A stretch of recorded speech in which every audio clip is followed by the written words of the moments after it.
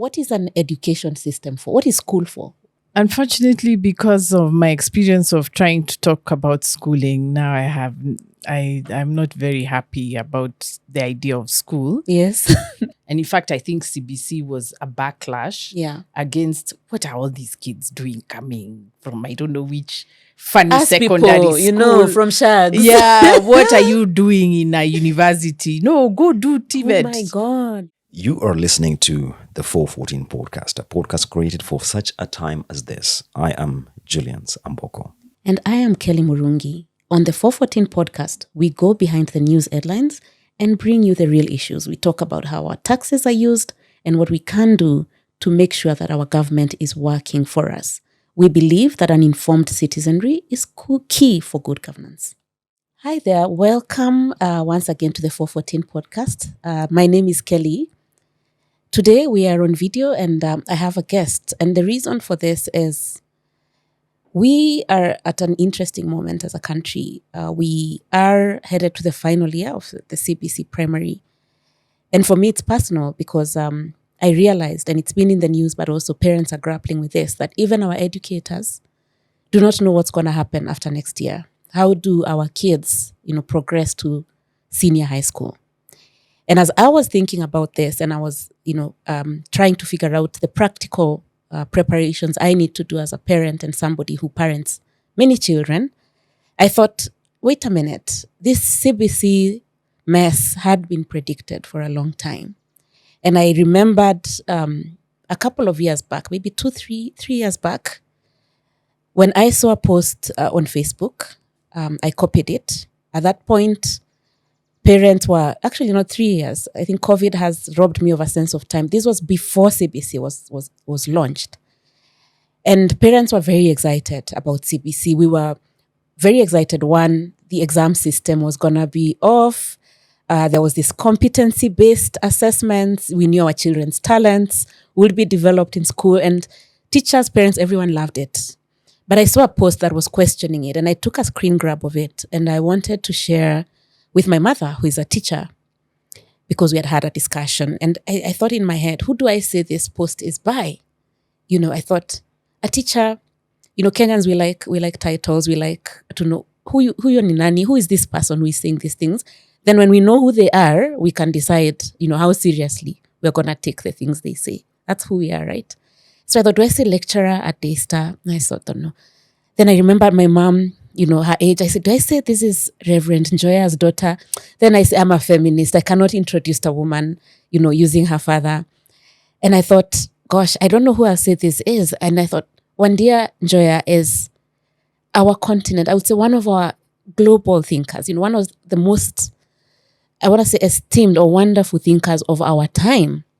But I thought if I tell my mother that, she'd be like, what is a thinker? Because as a country, we don't, as a continent really, we don't really know, the value of philosophers and thinkers and people who spend time thinking about how things interact. And so I ended up just sending it and said, this is from somebody that I respect a lot, a great educator, and I think it's worth reading. So that's to say, I don't know who Wandia is. She is my friend from many years on Twitter. I know she is one of the greatest thinkers of our time. And so, Wandia, it's such an honor to have you on the 414 podcast. And welcome. And I want to start by saying, please introduce yourself to us. Tell us who you are, All right. Thank you. Thank you so much for such a nice introduction. I simply call myself a teacher. I think because for me, teaching is a noble profession for real. I chose to be a teacher. Yes.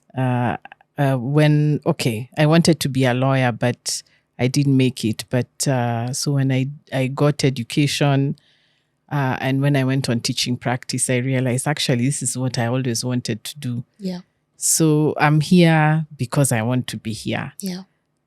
So I would call myself a teacher. I lecture at Daystar University. Sometimes when I'm irritating people, I call myself the village mad woman.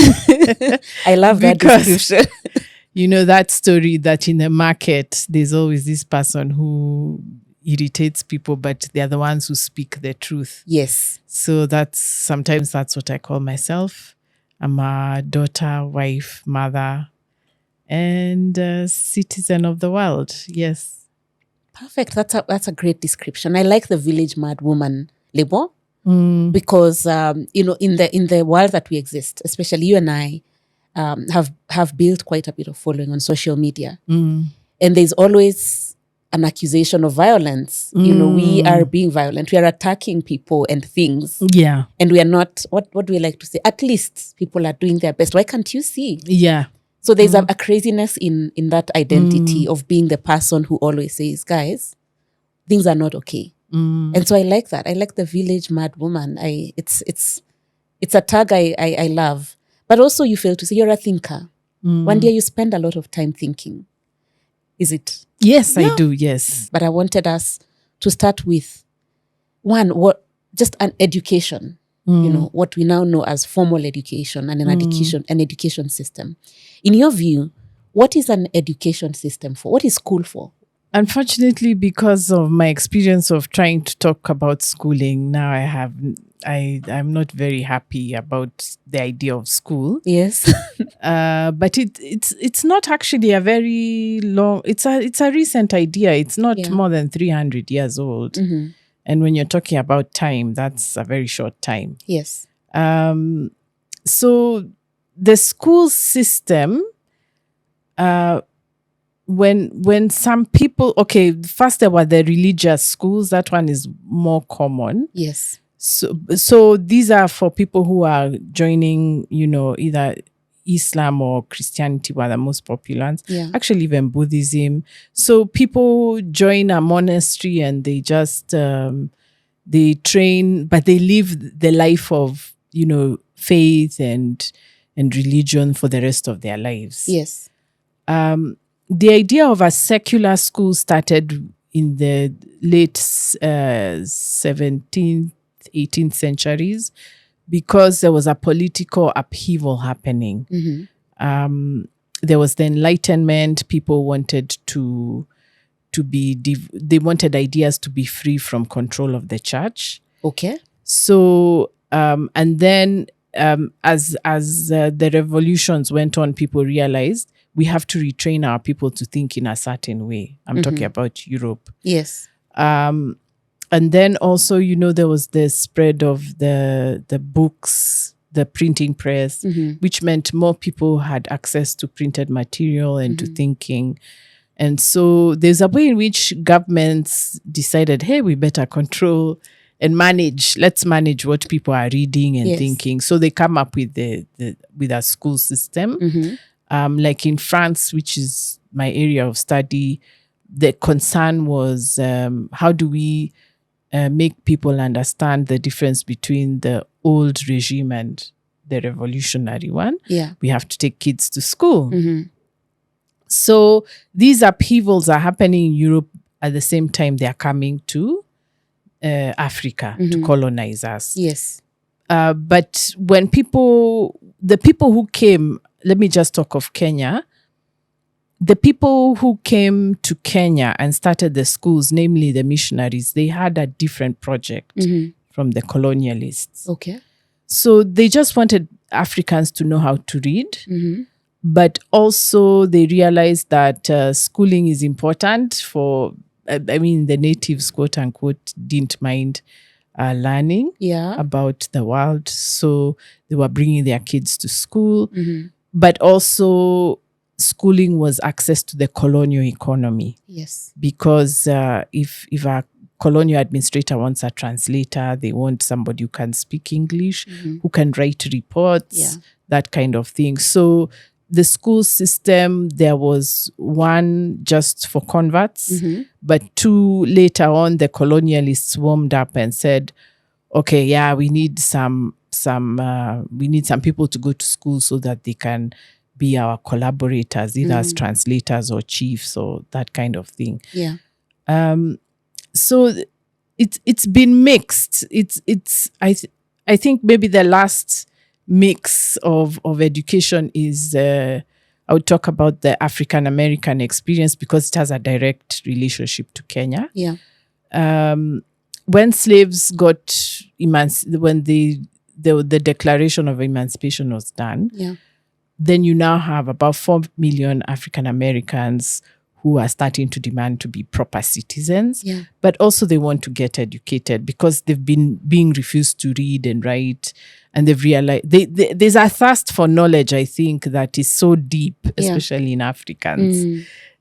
So they want to now learn and take their children to school.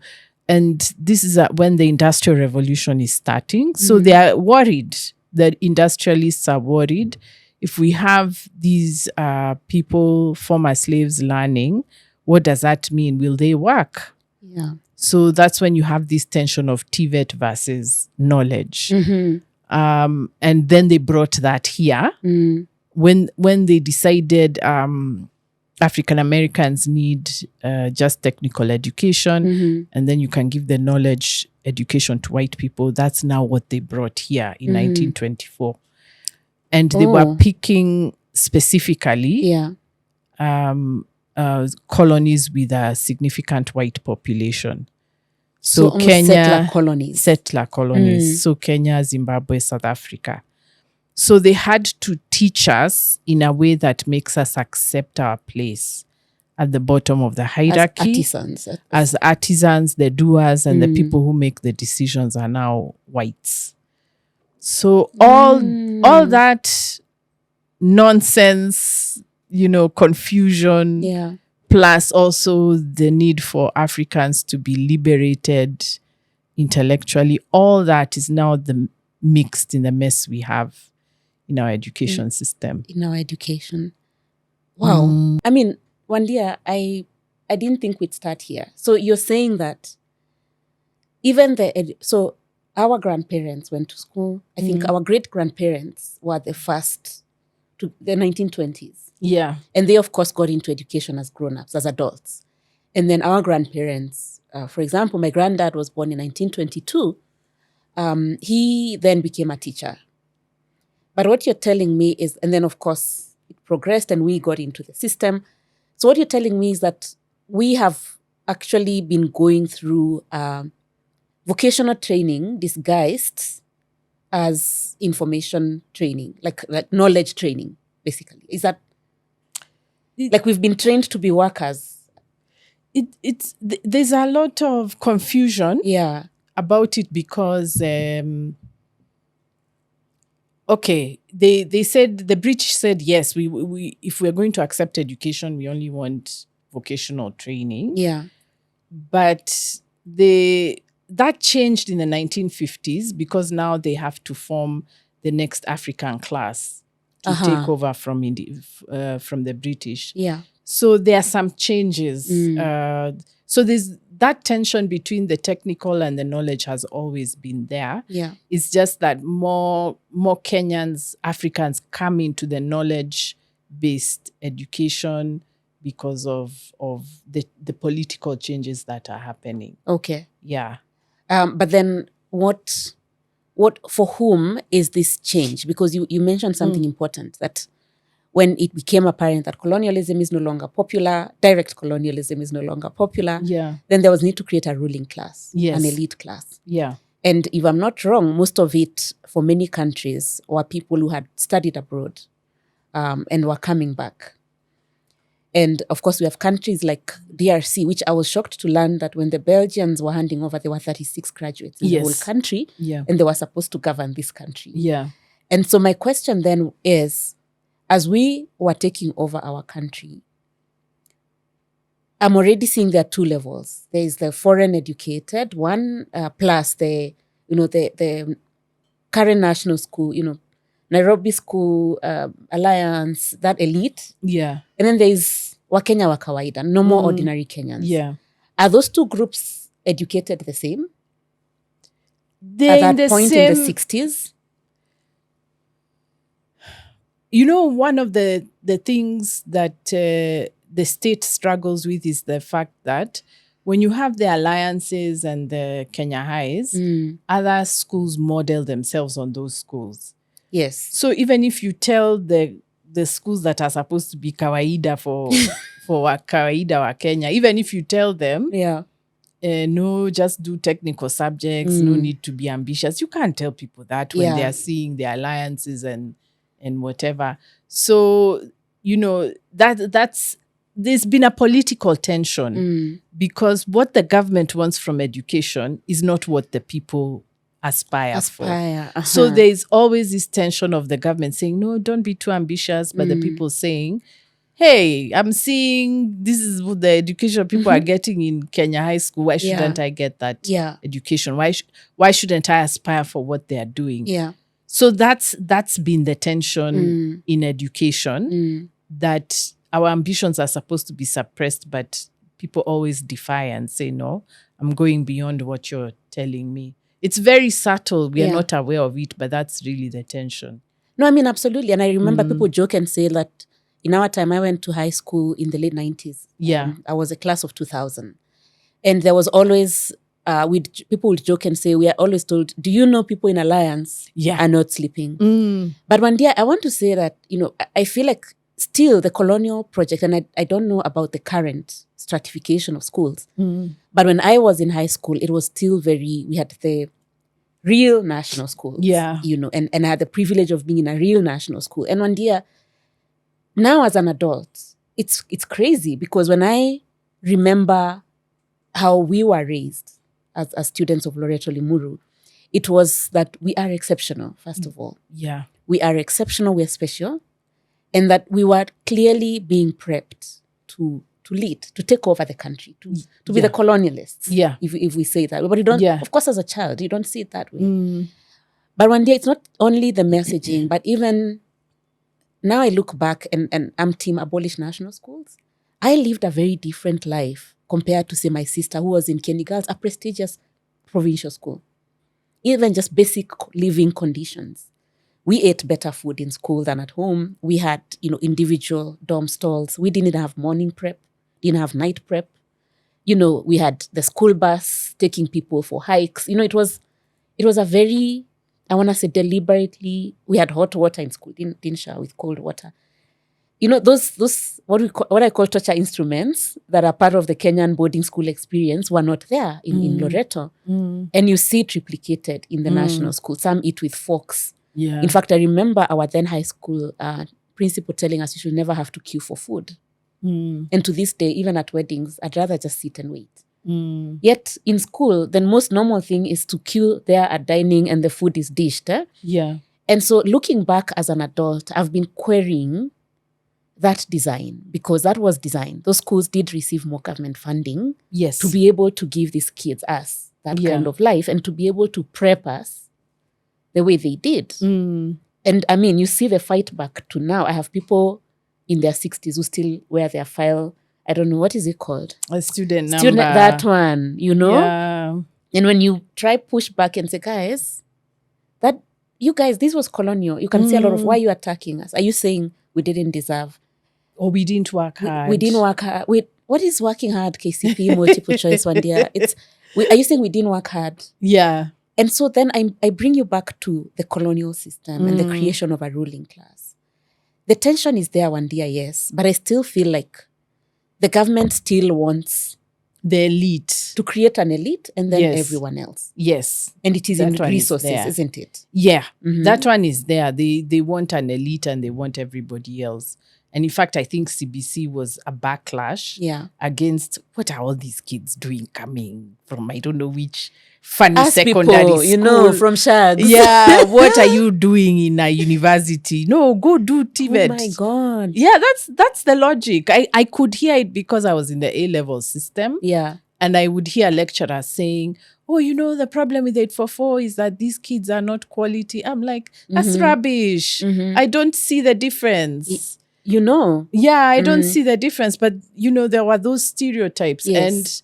And when I looked at the lecturers who are saying that, it's the lecturers who went to the missionary schools who are taught by white people. Me, I had white teachers in a national school. Yeah. And that was in the 80s. Yeah.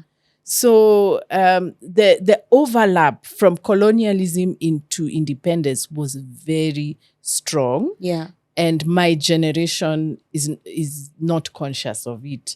So they call that quality education. Yes. But it's not quality, it's colonial. that you can that's really spell what it right, is. you can pronounce things right, Right, you how can to read hold a Shakespeare. fork. Yeah, you've Oh read my God, yes, the fork thing is Shakespeare. big, isn't it? Yeah, You you've know read how to eat Shakespeare. with a napkin. Yes. And you know us now, Ushago people, we come and we just eat with our hands. You know, yeah, because, yeah. All that. So, but like I said, it's a really, I think what we are doing is maintaining the colonial hierarchy, but Yeah. now you don't have skin color, you have schools. You have the education. You have the education. So before independence, it's the white kids went to Kenya High, Lenana, and Nairobi School, which were Prince of Wales and all that. And then you had the other kids going to other schools. Yeah. What has now happened is that since we can't tell that distinction through skin color, now we are using the school system to enforce that difference. You know, Yeah. that's why, yeah. And the government, I don't know why they are so intent on maintaining this system, but looking at the way they use the posh schools to promote CBC, Yes. I think it's also, doing the work of educating people in underprivileged areas. It's a lot of work. It is. You have to learn about the society, what's happening, why is there poverty, and bureaucrats need quick wins. Yes. So you pick the posh schools because when you go on TV and you say, look, CBC is working, then you have some kids in a posh class and then everybody says, wow. So you don't have to do the work. Yeah. Yeah. To sell the idea to the people. Sell the idea. So I think these elite schools are necessary for the government to keep having a sense of we've done the work and look at our results, we've met our objectives, rather than, so I think that's why they still have this elite system. Yeah. And then, of course, a lot of them have kids of the people in power. Yes. So in a sense, you also need those schools to remain so that when I'm PS and my daughter reaches that age, then I can get her to go to that school. And of course, when then the poor don't succeed, we can say it's because it's the single mothers, it's the alcoholism. God, that's so strong. Because parents are just not getting involved. Yes. So then we can personalize the failures. We don't have to say that this system. It's not their talent. It's not they're not talented. And the family unit has broken down. So we can then personalize them. Then we don't have to do anything about it. Yeah. Now, back to the Kenyan system. We've had almost, 4 iterations between you and I? Yes. First of all, we have 3 systems. And then if you add the next generation, we have 4 systems. Changes since independence. Yeah. Is that normal? It's not normal. It's not normal to keep changing a system like that. Other countries, they change, they either add or they tweak whatever is already there, but they don't replace one system with another. Yeah. As Kenya has been replacing systems.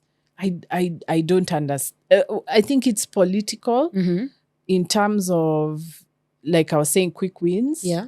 So instead of actually having a deep conversation about what is the school for, you just say, I've changed. Now we are doing 7 years of primary instead of 8. Yes. Then now people say, Yeah. It looks good on the manifesto. So that's what has been happening with Kenya. We're just I think we do it for the optics to feel like a developed country, but we're not really asking what does it really mean for people. Wow. I mean, it sounds rather flimsy, like it is, as a reason to totally shift the way a country learns. Yeah, it is flimsy. Oh, wow. In fact, I don't even know what to say to that. The stories I've had about how CBC came is actually even flimsier. I wasn't ready for that when I was preparing for this podcast. I was hoping you'd tell me, as the industrial system has shifted, Kenya has felt the need to respond. No, I'm not convinced. Oh my God, Wandia. So it's political. It's that I want to be the president who did this. Yeah, it's my legacy.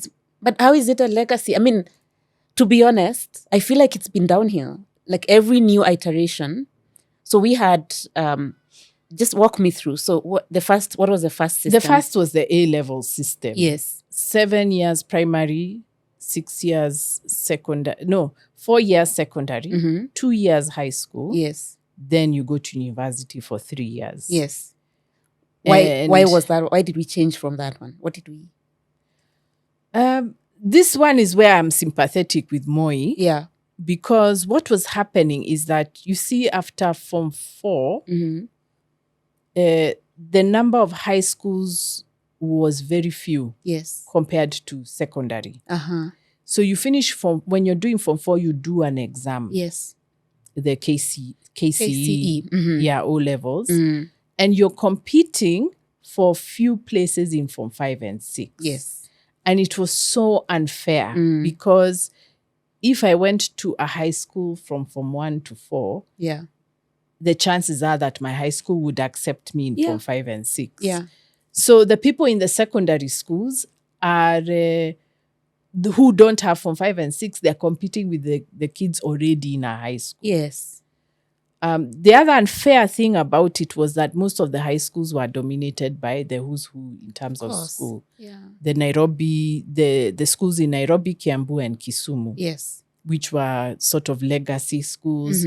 Or so schools, the Masenos, the St. Mary's. The Maseno, St. Mary's, Alliance, Kenya High, all those. So there was a regional discrimination in it, that you're getting people from the same areas. Yes. Going to Form 5 and 6. Yeah. So what happens now when Moi comes, Moi is from a small tribe. Yes. So he knows how this discrimination works. So he says, they look at it and say, instead of people doing this Form 5 and 6, which is discriminatory, it's not available in all schools, let everybody just do Form 4, do an exam, and then go to university. Wherever you are. From wherever you are. So now you start seeing doctors, nurses, from schools you've never heard of.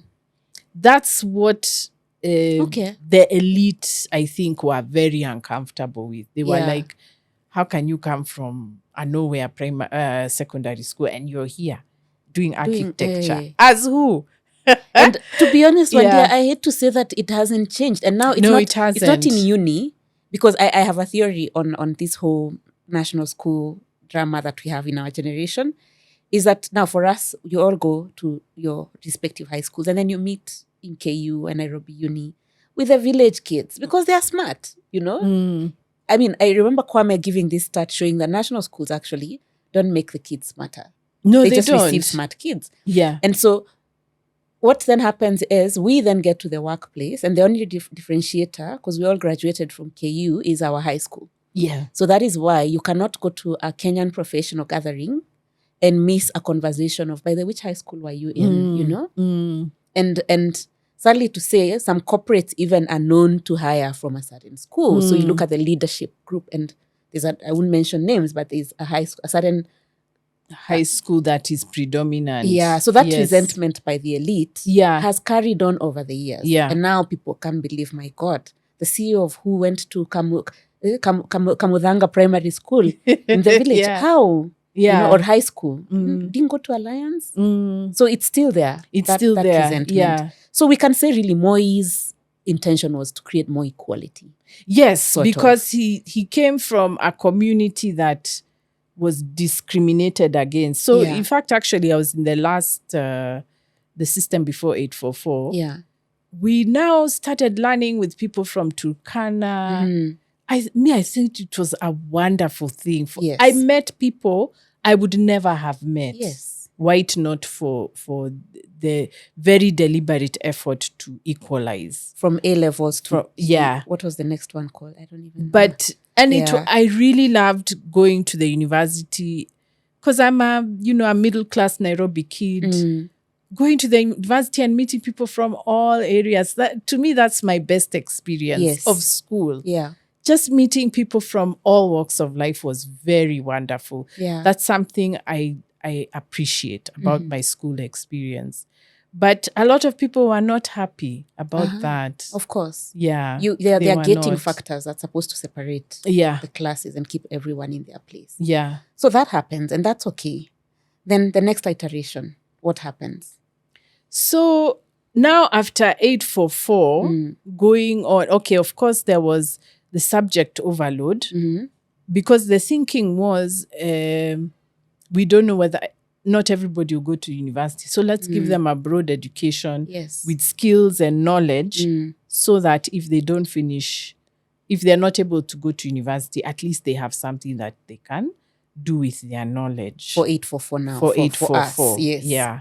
So that's why the first years of 844 were very heavy. I mean, kids did all the subjects. Yeah.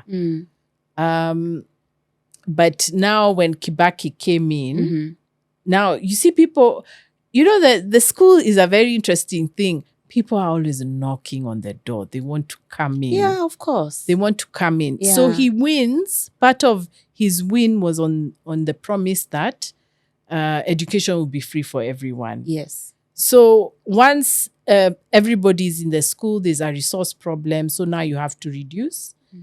And then people are also complaining about the subject overload. So you have to reduce the subjects and make it easier. Yeah. So there was a major reform in terms of the number of subjects people have to study to go to university.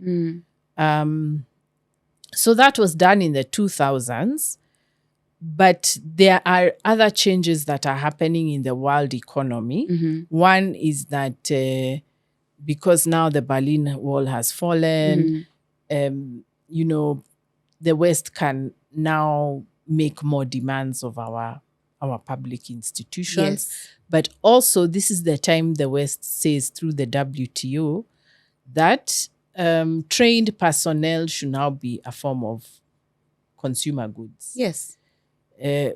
Every country should open its professionals up to the global market. To Yes. the global market.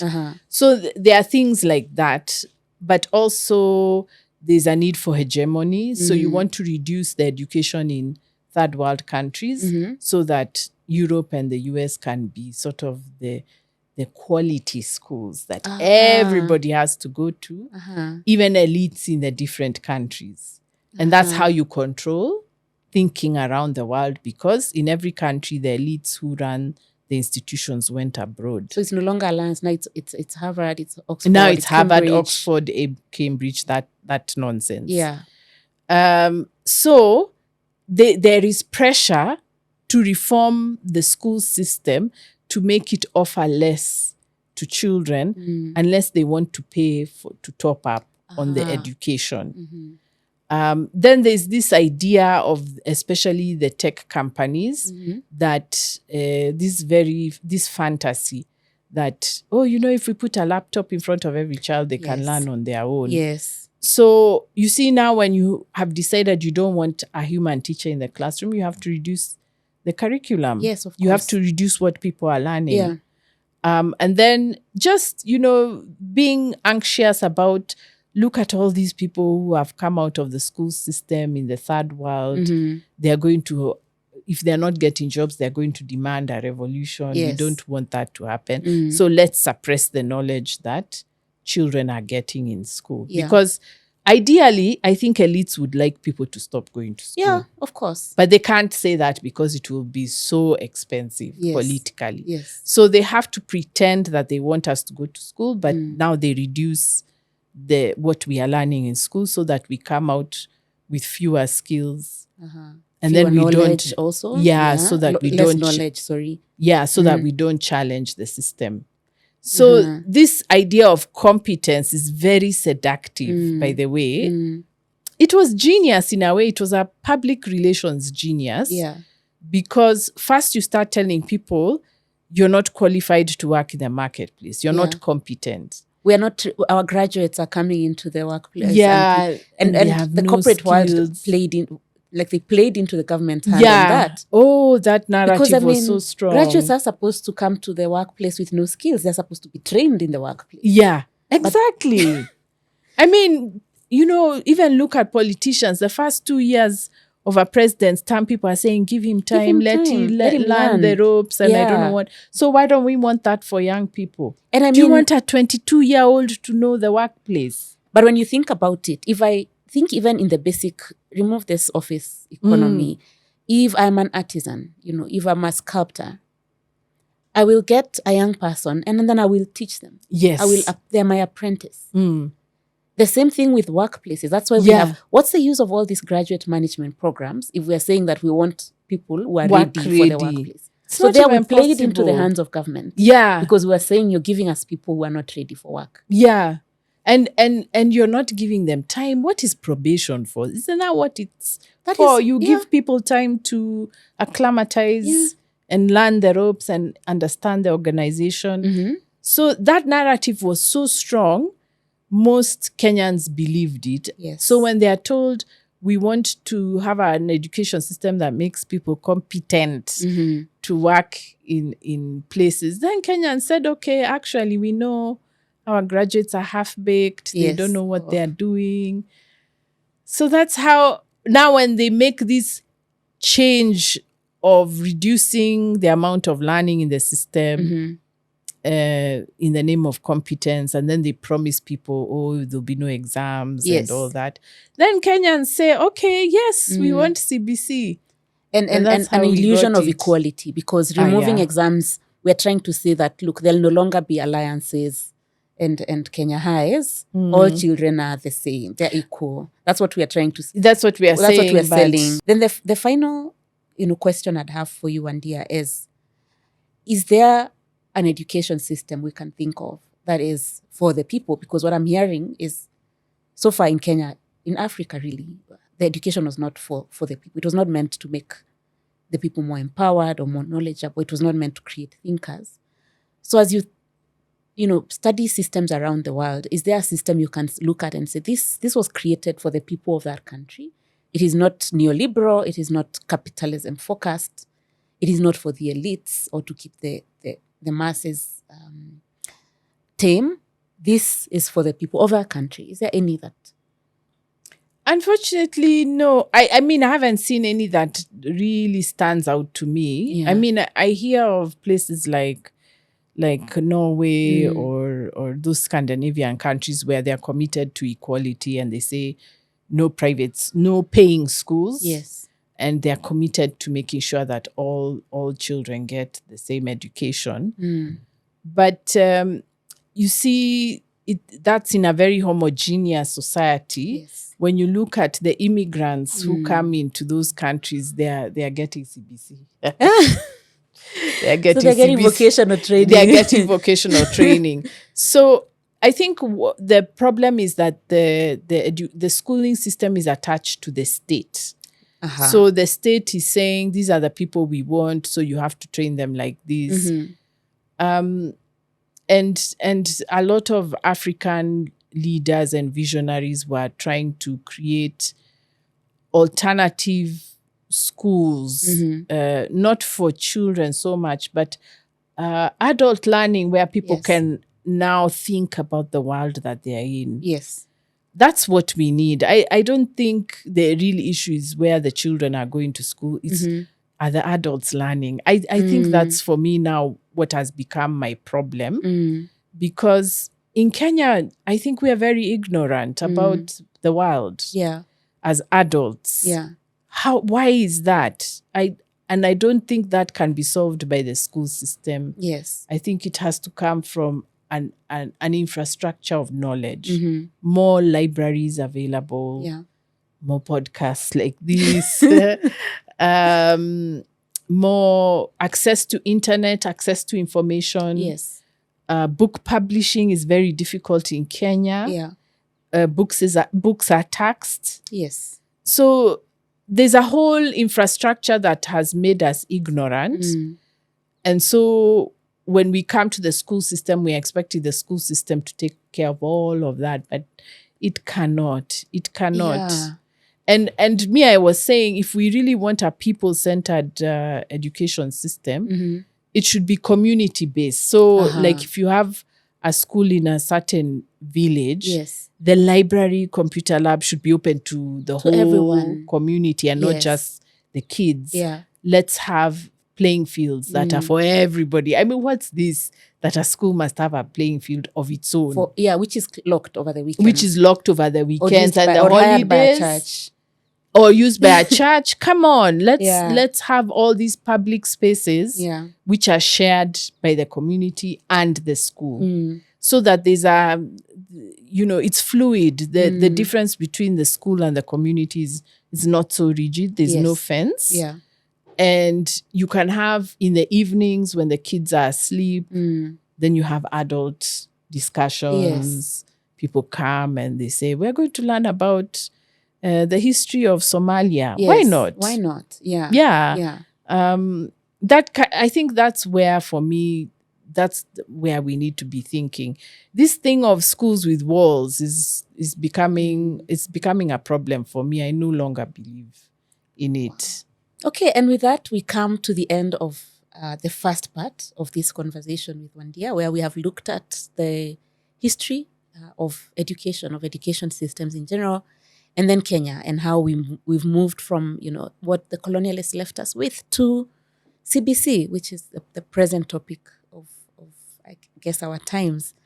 I want to thank Wandia Njoya, Dr. Wandia Njoya, for giving us her time and for being so generous with your information, Wandia. And we look forward to continuing this conversation in the next episode, where we talk about CBC specifically and explore a bit more the element of community education. Listeners, this is the 414 podcast, a podcast created for such a time as this. We do this because we believe that an informed citizenry is critical for good governance. And we encourage you to share this content if you like it, but also discuss, meet as communities and talk about the things that we're talking about and explore them further. If you want to reach us, you may email us on the 414pod@gmail.com. It's in the show notes. And just to mention that this is a non-commercial podcast. We are not here to make money, and we're not paid by anyone to be here. And if you'd like to support us, please send us an email. In the show notes, I will have Wandia's socials. You may follow her on Facebook and Twitter, and also her YouTube channel. And I'll also have other links to the resources that may help you read a bit more about the content that we've discussed. Until next time, thank you for listening.